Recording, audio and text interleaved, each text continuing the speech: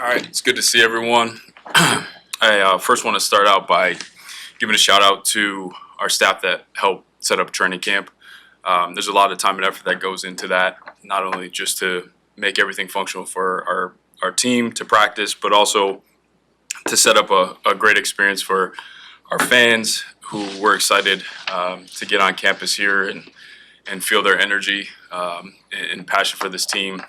We're pumped up about that. We love the excitement that's coming from the fan base. You can feel that in the city this summer. I felt it all the way at Cooperstown this year. I took my son to a baseball tournament down there. There was about 8 teams from this area. And all the kids found me, and I answered probably more questions than I'll answer today. And I love it. It brings energy to our organization as we continue our climb. We understand that this is a year-to-year process. You can't bring the things from last year to this year in terms of production and numbers. You start fresh, and that's what is beautiful about this game. I challenged my front office staff to read this book called Wisdom of a Bullfrog by Admiral McRaven, and one of the chapters was talking about the only easy day was yesterday. And that's going to be our approach, is a daily approach, a daily effort. The work ethic has to go in training camp this year for us to reach our ceiling and really define who we're going to be in 2024.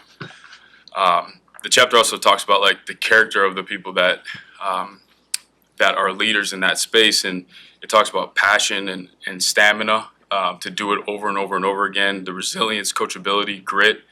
And the beautiful thing is the way that we scout our players and the types of people we bring in this organization, they have to have that, and we constantly are very intentional about developing those traits as well, which makes me feel really confident that, again, we're going to be able to reach our ceiling and have success.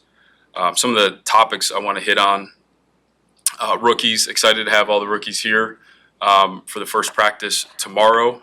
It's really important that they get as much time as possible in practice, so we're happy about that. They also get a really cool opportunity to learn from the vets that we have on this team that are going to help show those guys how to play at a high level in the NFL, but also through the ups and downs, how to overcome some adversity as well. So again, we're just really excited about the makeup of our football team. 2 guys were added since we broke from off-season programming. Mercedes Lewis comes back. I think you all know what he means to this football team, to both of us. He's a special man, a special leader, and still has gas in the tank to help us on Sundays and still be effective. We also added DeAndre Carter, a player that has a lot of speed that can add to the competition in the receiving room, and also on special teams as a returner. One topic, the defensive end position has popped up multiple times. Listen, it's in the front office, our job to look at every option that's out there to improve our football team. We feel really comfortable with the guys that we have on our roster now, and I'm excited. We're both excited to see Travis and Eric really put their hands on those guys and develop them as we go through the beginning of training camp. But we will always have our eyes, on the list of players that we could potentially bring in. In terms of designations to start here, Karan is going to start on NFI. He has done an outstanding job this offseason working and rehabbing. We love his work ethic. That's one of the reasons why he's here. He's progressing. Everything is positive, but I don't have a specific timetable right now. And then Chroma, the defensive end, he's going to start on PUP. Had an issue with his finger, small operation. Don't have a timetable for his return either. And then our guys are checking in right now, and they're going to run their conditioning test this afternoon. So if there's any updates to that list, we'll make sure that information gets to you. I'll pass it over to Coach. How's everybody doing? Good? Guys have a good summer? Sure. Yeah, it was. It was short. So we started off on Monday. I brought the staff, coaches, and their families, executives, and the head staff members over the house. We have a welcome back party every single year. And I think I counted 18 kids in the pool at one time. I mean, it was, and yes, I did have a lifeguard. There was a lifeguard on duty, so it was good. But we had a good time, a lot of good food, and a lot of good fun, a lot of good laughs. So that was really cool. So we got 50 days, right? 50 days before the first game. You know, it's time to go, right? It's go time, and we're excited about that. Great to have the players back in the building. Really building off of the 9-week program that we had.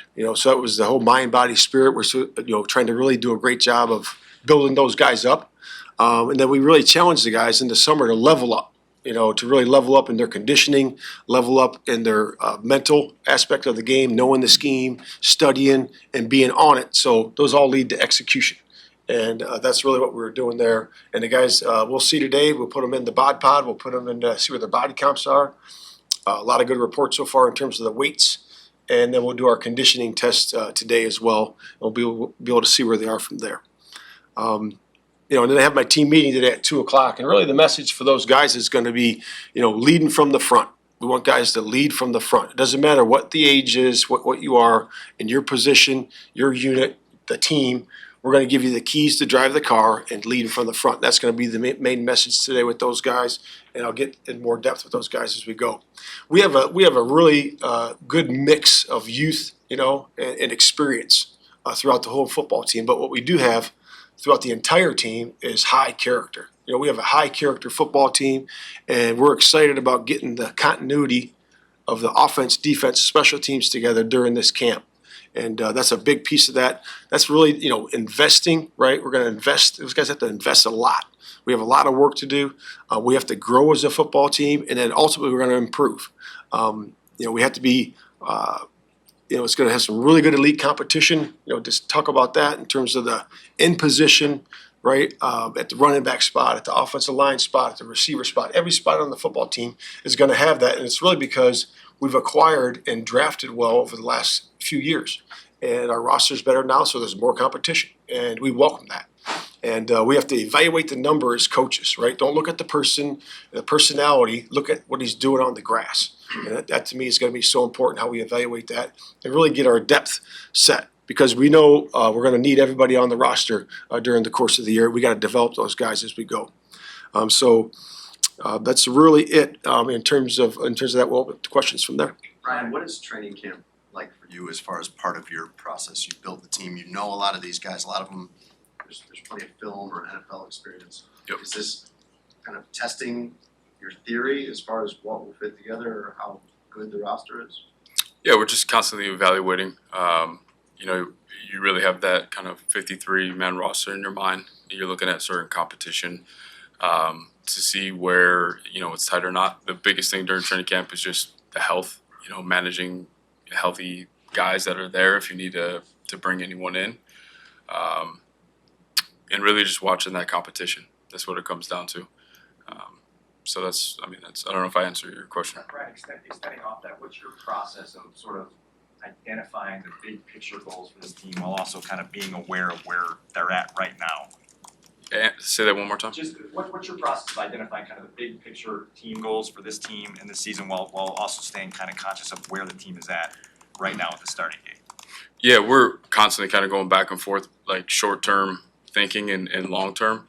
But right now, this is kind of a different situation we've been in the first 2 years. A lot of these position battles are going to be tight, and it gets harder and harder to kind of create that 53-man roster just because there's an influx of talent. So it's challenging, but it's a good problem to have. You brought up the defensive end issue without us having to do it. What do you need for a fit there? Are you waiting for prices to come down? Are there people on the market that intrigue you, or do you want to see whether some of them shake free closer to cut day? Yeah, I don't really see it as a defensive end problem. It's our mindset is always how can we make a position group the best we can possibly make it and deep as we possibly can make it. So it's like I said, just really leaning on Travis and Eric to continue to develop the players that we have in and see, especially when we get pads on, see how they do. We saw some really encouraging things during OTAs, but we all know this game is played in full pads, so we want to see that process through. Ryan, Very there different is, from- there's real expectation for this team this year and for Caleb Williams. How fast do you think, from what you've seen so far, that he can pick up the offense and be the Caleb Williams that you guys scouted and saw play at USC? I'll take that one. So really the level up, for him in the summer is really, he's done a really good job with that, studying. Shane and those guys put together a really good program for him to be able to study and level up that way. And, we're looking for improvement every single, I just texted him, just a couple minutes ago about, looking for improvement from the first practice to the fourth practice. We'll take a day off and then we'll assess where he is, and then we're going to do the same thing again for the next stack of practices. And if we look back and then when we get to the 50 days and we're at the opener, he's going to be from here, he's going to be all the way here. So the concepts were there in the summer, did a nice job learning those, formations, motions, everything that we asked him to do. And he's going to level up from there and keep doing that during camp. Matt, in the spring, you talked about Rome, learning style, and just how much that impressed you. Yeah. For a rookie receiver coming into such a crowded position room, what does he need to do to carve out a role for himself? Yeah, just keep learning and getting the exposure and the experience. That's guys go through 1-on-1s, 7-on-7, our team drills when we do our Cincinnati practice. That's going to be really good to see him go against different skill sets there, and he's just got to compete. And do exactly what he did in college. He's going to understand it's a little bit different up here because the guys are a little bit tighter on you. They're a little bit better, and it's going to be more elite in terms of the competition. He's just got to get used to that. Once he gets used to that, he's going to be fine. Ryan, just a follow-up on the pass rush. Mhm. What was your evaluation of Yannick Ngakoue last season for you guys? Yep. And how in the loop or involved have you guys been in his recovery from the injury? Yeah, so I'll work backwards. So with the physical therapy, our athletic training group has been a part of that all the way through. Evaluation wise, I think once we got Montez, you saw the sack rate go up for really everybody. So I think it enhanced everyone, but really enjoyed our time with him. Thought he did a nice job, brought some leadership, so it was positive. Is he healthy now? Our guys haven't put their hands on him. He's been doing physical therapy in a different place. So I can't really answer that. What was the consideration in having Caleb Williams come in as the number one quarterback on day one as opposed to having a rookie veteran apprenticeship or a competition? And what do you see as the benefits of having him number one right from off the bat? And what are the pitfalls that you want to avoid? If that's your call, Matt. Yeah, I mean, for me, it's just believing in Caleb. Putting him in there and let's go. I think that the expectation is him to be the starter. He is the starter when we drafted him, and that's where we put him in. We put him in the position to be that, and we're going to do a great job of supporting him to get him ready for the first game. Do you anticipate playing him more than you would a normal quarterback in the preseason to try to get him ready for the start? Yeah, we talked about that in the spring a little bit, looking back at what some other guys have done in the past. And yeah, we certainly want to do that, and we'll take that week to week. But there's value in really all the reps when you think about it, because he's going to be going against the one defense. In preseason games, you don't get all the looks sometimes that you would get during practice. So I think there's equal value to going against the ones, every single day, and also getting some of those preseason reps as well. Have you mapped out how many snaps they'll get in preseason? Have you guys talked about that? Yeah, we've looked at it. We're discussing it, but we haven't made any decisions. But certainly want to get them some reps. I know the guys last year got 45 to 55 reps. In terms of those guys, and we're looking at that. Right in that range. We'll see. But again, it's always week to week because you got to see what the health of your line is and where everybody is. But certainly, all those exposures are equally as valuable. Right, you said in the offseason it was gonna be really hard to make this team. Do you feel like this camp, going into this camp, is gonna be one of the most competitive you've seen in your time here? I do. I really do, and we've talked about that a lot the last few days. We're excited to have that, and I think the beautiful thing about that competition is it brings the best out of everybody. You got to be on top of your game. I talked about it before. You got to have competitive stamina to be able to do that over a long period of time, and that really should develop. Our depth level players are guys that are trying to be starters versus rotational guys. So we're excited about it. You told us you've gone through contract negotiations with an older player before who didn't have an agent. Yeah. What was it like having a rookie who was self-representing but told us multiple times that he would not be the one handling the process of his contract getting done? Yeah, it was positive. I think the takeaway that I learned when I first got here with the first situation it just takes a little bit of time and patience. But for the situation, it was positive, and it just was, continue to educate, continue to communicate at a high level. So I'm glad it all worked out. You talked about Confirm some of the things Go that. ahead, Brandon. You talked about needing to have the pads on for the defensive ends. Mhm. Obviously, that extends to offensive linemen For sure. as well. What's your comfort level with that group as a whole? You've been able to make a few moves. Yep. Most of the guys have returned. O-line or D-line? O-line. I feel really good about the offensive line. Obviously, we're excited to see Darnell take the next step. I know he has the opportunity to be pretty special. Braxton's coming along and continuing to get better. And then we have, with Bates and Coleman, competing inside. I think there's opportunity that we can be really talented and deep. And one of the kind of tough things we've had to deal with the first 2 years is just a lack of depth and not enough versatility to really create the best five from week one all the way to the very end of the season. So we're happy with that group, but obviously they got to continue to work, get better, and again build that chemistry together. Can you confirm some of the things that Pro Football Talk reported about the negotiations with Caleb, meaning he asked the Bears not to use the franchise tag, and he explored creative tax strategies like getting paid as an LLC and getting forgivable loans. Is that correct? And what were the conversations like specifically with the franchise tag ask? Yeah, so I'm not going to get into the negotiation and what's asked, what's not asked. Just for general knowledge, it's very common for different things to be asked for in the very beginnings of negotiations. So it wasn't anything shocking in terms of what was being asked for or anything like that. But at the end of the day, I'm glad it worked out and pretty kind of standard. Brian, with Caleb, you had all the football information. Yeah. Last year, before you ever even really got into the draft, the offseason of the draft process. But what have you learned about the uniqueness of his personality over the last few months and how outside the box of a thinker he is, maybe even in the contract negotiations? Yeah, I think first of all, he's a really bright kid. I think he has the ability, when you see him interact with his teammates, to interact and have relationships with everybody.